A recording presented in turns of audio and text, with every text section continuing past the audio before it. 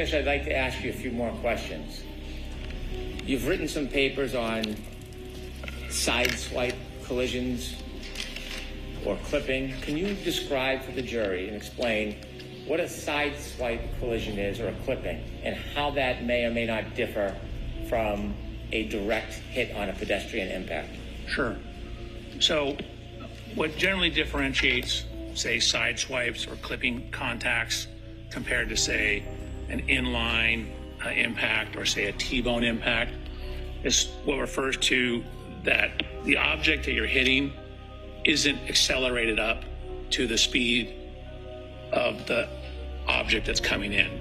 So, for example, if I rear end a car, that car will be accelerated up as a result of the contact, and they reach what's called common velocity, and then they separate. And so in a glancing hit, you can have a glancing hit, and you don't have what's called complete momentum transfer, meaning the momentum from the car, because it's a glancing hit, doesn't completely transfer to the object being struck. For example, you can drive down the road at 100 miles an hour and clip the mirror of a parked car, and you'll break the mirror off, but you're not going to go from 100 to 0 instantaneously. You're just going to keep going because you don't have all that momentum transfer. So when you have glancing contacts, you can have much higher speeds without a lot of damage to the car because you're only in momentary contact and it's a glancing type hit. And as far as, you familiar with what's called the sideswipe collision? Yes, sir, I am.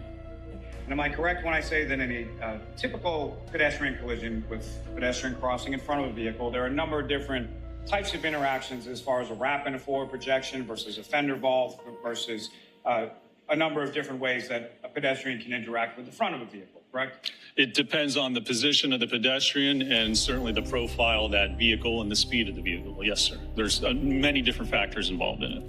And so in a typical pedestrian collision, when a pedestrian is struck by the front of the vehicle, that involves more of an assumption of the velocity of the striking motor vehicle by the pedestrian than you would expect to see in a sideswipe collision, correct? Well, I mean, yes, generally speaking, a sideswipe means that the person or the pedestrian in the vehicle don't obtain a similar or common velocity. So if you're standing in front of a car and it hits you, it's going to speed you up to that same speed and then disengage.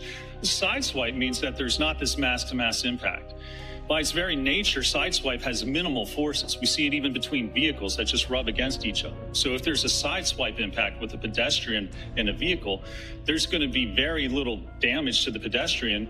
And similarly, there's going to be very little movement. There's really no force at all acting. You know, for instance, if a car came and swiped by your arm, but didn't have enough force or enough contact to cause any damage, well, it wouldn't actually cause any movement of the person either. So a sideswipe by its very nature involves minimal impact, minimal forces, minimal velocities. You've cited many sources where it talks about front-end collisions because that is the majority of pedestrian collisions, the front end, isn't it? The majority, yes. It is, yes, sir. And so there is a difference between fender vault and a center of mass collision, isn't there? That's correct. And that's why you see a center of mass, you look at the testing we did, that's the center of mass impact.